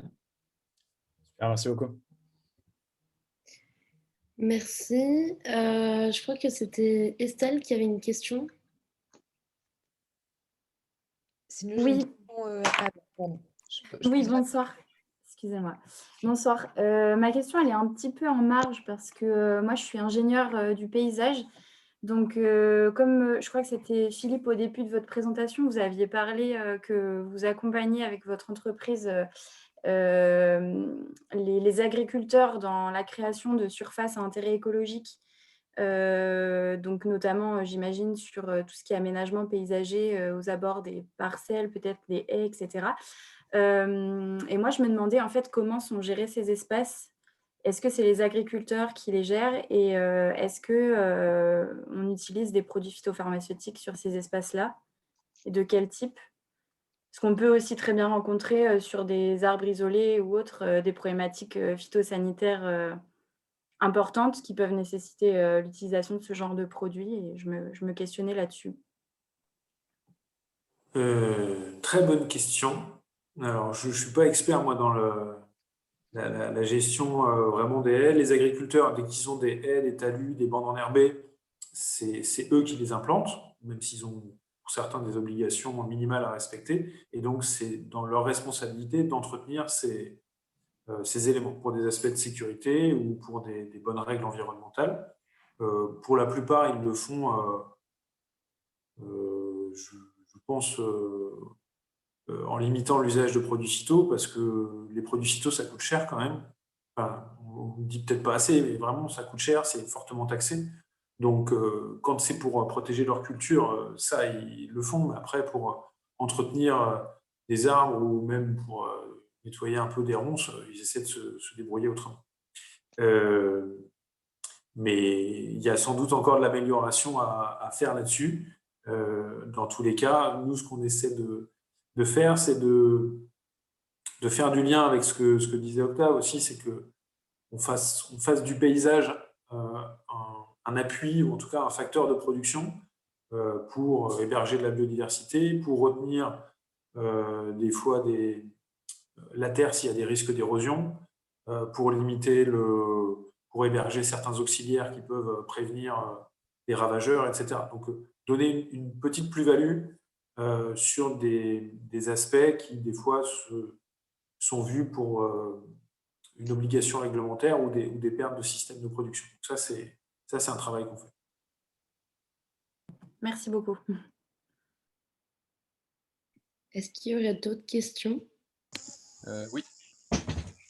Alors, je me posais une question par rapport... Alors là, c'est plutôt pour Monsieur Touchet, si je ne dis pas de bêtises. Globalement, avec la ferme pilote, vous voulez apporter... aider les agriculteurs à aller vers un changement, vers une agriculture peut-être plus de conservation, donc un respect des sols, tout ça, peut-être un petit peu moins de phytosanitaire.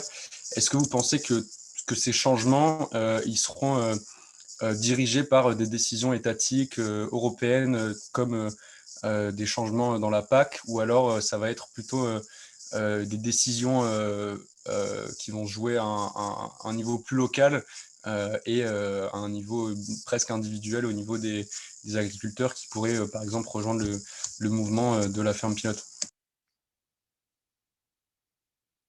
C'est une très bonne question. Ça rejoint aussi une question qui était posée dans le chat tout à l'heure sur la question de valorisation en lien avec les subventions. Aujourd'hui, la PAC... Moi, je n'avais pas de connexion, donc je n'ai même pas pu entendre la... Non, mais c'est pas grave, je vais y revenir en plus. Mais la PAC, c'est des dizaines de milliards d'euros. Je crois que c'est 50 milliards d'euros à l'échelle nationale. Donc, c'est un levier important. Maintenant, la PAC ne fait pas tout. Elle définit un cadre minimal et elle peut entraîner les agriculteurs à remonter à certains niveaux. Donc là, dans les négociations qui sont en cours, sans doute que le niveau d'exigence minimale pour l'environnement va être remonté. C'est ce qui se passe depuis chaque nouvelle PAC qui arrive là-dessus. Les attentes remontent. On veut plus d'environnement à tel niveau, plus de bien-être animal, plus de redistribution et de liens sociaux. Donc, la nouvelle PAC sera sans doute en ce sens et va pousser le plus grand nombre d'agriculteurs, pour ne pas dire tous, à monter une marge de plus. Maintenant, prendre des virages plus costauds comme l'agriculture de conservation des sols, comme l'agriculture biologique, c'est pas uniquement des aides, quoi. Ça implique vraiment un changement dans sa manière de fonctionner, de prendre ses décisions, d'aborder la prise de risque, de voir son métier. Et ça demande aussi de l'appui et de la formation. Et c'est ce qu'on propose. Nous, on voit que les agriculteurs qui viennent nous voir, qui sont quand même des agriculteurs avec des entreprises, des enjeux financiers importants, ils prennent des décisions pour décisions d'ensemble. Et aujourd'hui, il faut absolument aborder l'agriculteur pour pour l'ensemble de son métier. C'est un chef d'entreprise, c'est un agronome, c'est des fois aussi un patron, donc un responsable de ressources humaines qui a des salariés. Il ne faut pas lui expliquer qu'à lui, il faut expliquer aussi à ses salariés qu'est-ce qui va changer dans sa manière de faire. Enfin, voilà, c'est une dimension globale et des changements importants ne se font que quand on aborde l'ensemble des dimensions qui font une prise de décision.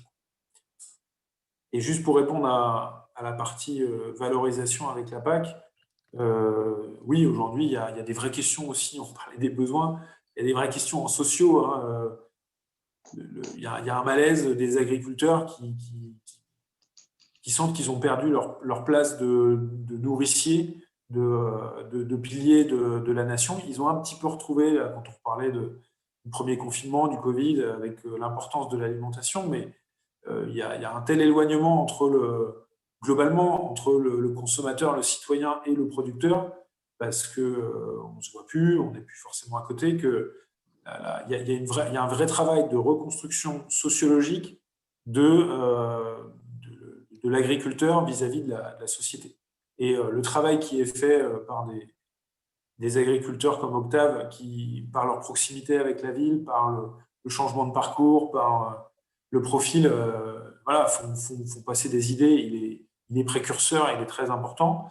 Et aujourd'hui, j'estime qu'il y a un énorme travail à faire pour que cette proximité qui est retravaillée par le système de production, on puisse la faire à plus large échelle, même dans des filières longues, entre l'agriculteur et le consommateur. Et peut-être que certaines nouvelles technologies comme la traçabilité dans les produits puissent permettre d'y arriver, que demain, si le consommateur s'intéresse, il puisse, avec certains outils, certains usages des données, refaire du lien, enfin en tout cas un certain type de lien avec le producteur qui est au bout de la chaîne.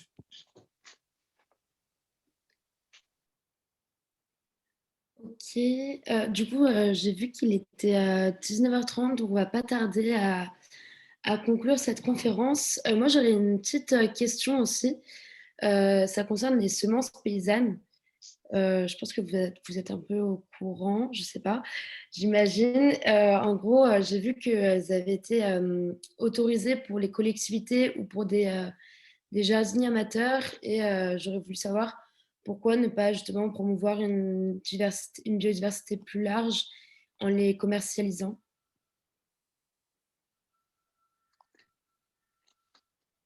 Je t'avoue que je sais pas pourquoi on n'a pas le droit de commercialiser les semences paysannes.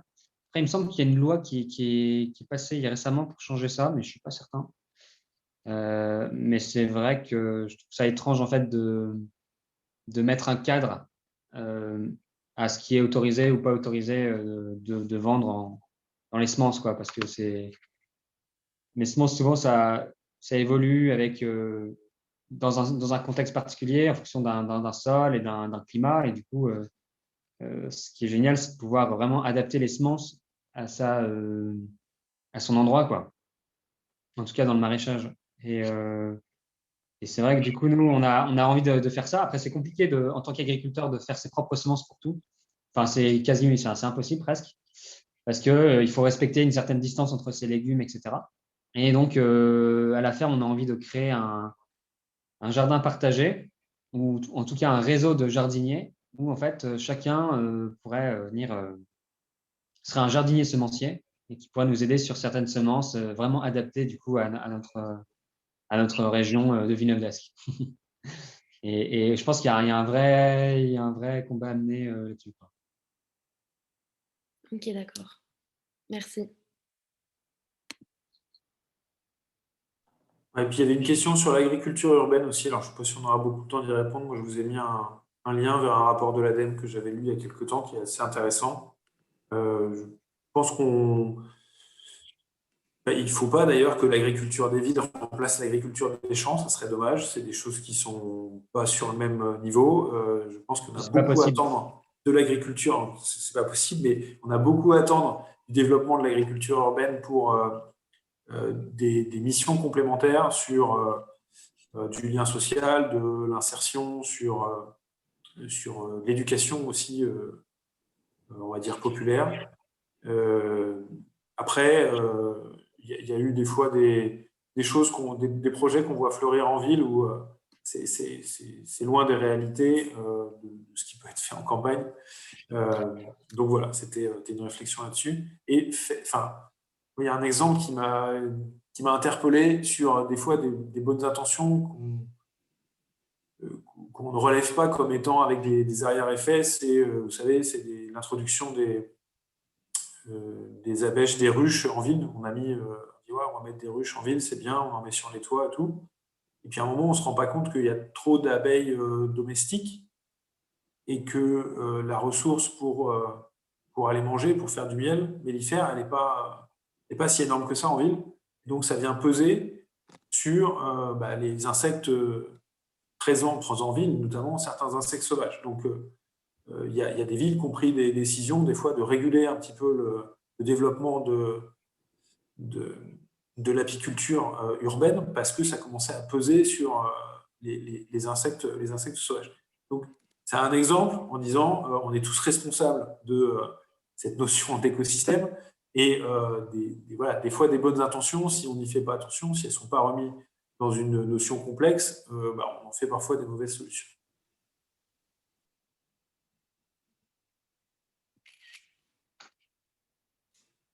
J'avais une dernière question par rapport du coup à disons, la place de l'agriculteur au sein de son écosystème, donc pas écosystème disons naturel, mais plus, Monsieur Touché, vous disiez que l'agriculteur pouvait être patron, agriculteur, mais également RH, tout ça. Est-ce que l'agriculteur aujourd'hui, il est en capacité de vraiment avoir mainmise sur ce qu'il a envie de faire, et est-ce que la pression que peuvent exercer disons les lois gouvernementales, les lobbies, les syndicats agricoles, tout ça, est-ce que ça n'empêche pas finalement de cibler uniquement son travail principal qui est de produire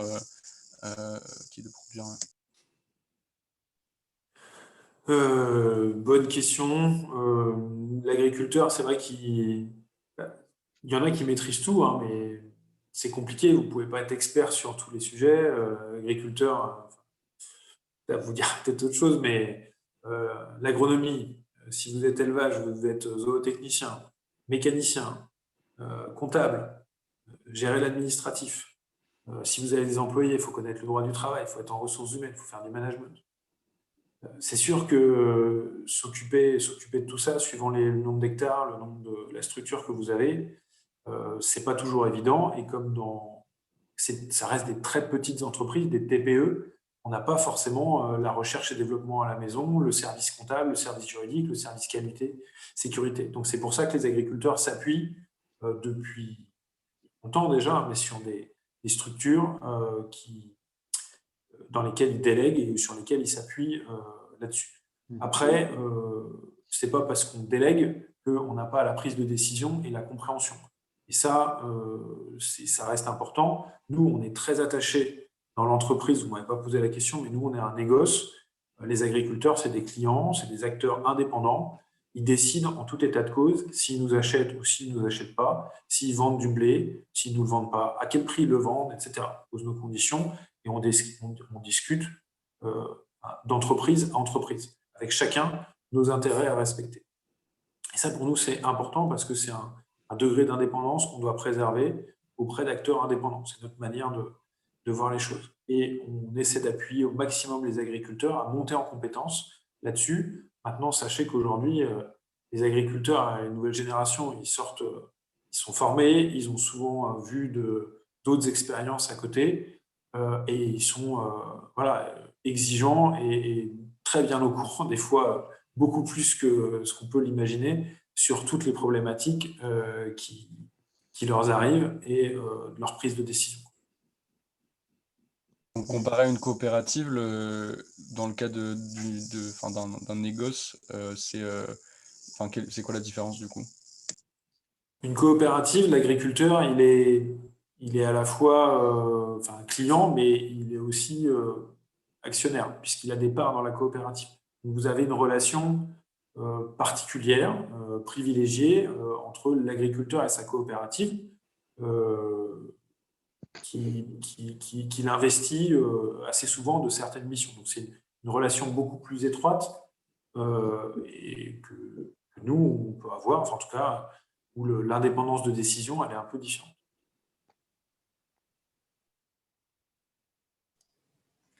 Merci beaucoup à vous. Il est un peu plus de 19h30, donc on va mettre un terme à cette conférence.